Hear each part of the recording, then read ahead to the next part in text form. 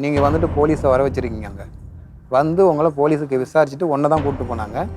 நீ போயிட்டு வரும்போது செல்ஃபோனோட வீட்டுக்கு வர, வீட்டில் சாமி ரூமில் போயிட்டு போதும் நீ பாட்டும் ஊம் போடுற. பசங்களுக்கு தெரியாது. நீ இன்ன வரையிலையும் அந்த சிம்மை கழட்டி போட்டு செல்லை நான் வித்துறேன்னு சொன்னால் நீ வச்சிருன்னு சொல்லிட்ட.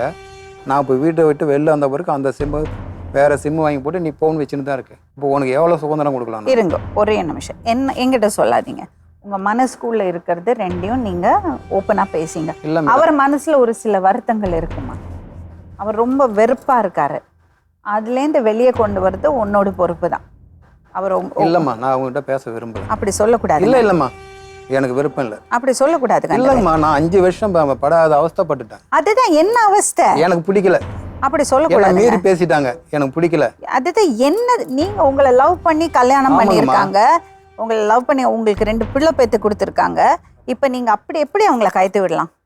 எப்படி நான் சொல்றது மீறி ஏன் நடக்கிறேன்? அதுதாங்க பேசி முடிவு பண்ணிக்கலாம். பாருங்க, ஒரு குடும்பங்கிறது நான் சொல்றதுதான் சட்டம், இப்படிதான் இருக்கணும்னு கிடையாது.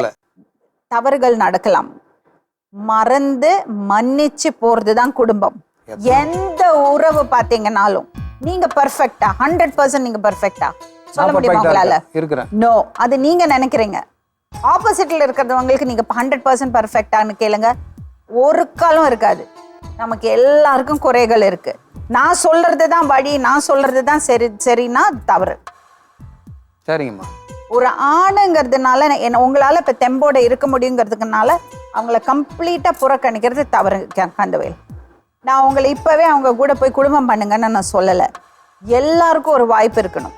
அந்த வாய்ப்பு அந்த டைம்ல கோவத்துல அந்த பக்கம் இந்த பக்கம் பேசியிருக்கலாம். அவங்க எனக்கு தெரியாது என்ன நடந்தது உங்களுக்குள்ள 5 வருஷம்னு எனக்கு தெரியாது. இப்போ உட்காந்து பேசுவோம். மறந்து மன்னிச்சு வாடுறது தான் வாழ்க்கை. அப்படி பாத்தீங்கன்னா இந்த உலகத்துல இருக்கிறது அத்தனை கணவன் மனைவிக்குள்ள ஏதாவது ஒரு பிரச்சனை இருக்கும்.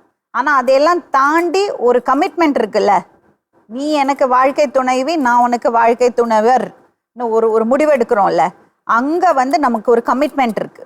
இதெல்லாம் தாண்டி நம்ம வருவோம். டிஃப்ரென்ஸ் ஆஃப் ஒப்பீனியன் வரும், இடையில இந்த இன்டர்ஃபரன்ஸ் வரும், அட்ராக்ஷன்ஸ் வரும். நம்ம எல்லாம் நேச்சுரல், நம்ம எல்லாம் மனுஷங்க. சரிங்கம்மா, அட்ராக்ஷன்ஸ் இருக்குங்க. ஒருத்தரை பார்த்தா பிடிச்சதுன்னு வரலாம். ஆனா இல்ல, எனக்கு கணவர் இருக்காரு, எனக்கு மனைவி இருக்காங்க, எங்களுக்கு குழந்தைங்கள் இருக்குன்னு தாண்டி வரத்துக்கு அதுக்கு தான் மன தைரியம் வேணும். அல்லாம நீ யாரை பார்த்து அட்ராக்ட் ஆகக்கூடாதுன்னு சொல்றது ஹியூமன்லி நாட் பாசிபிள்.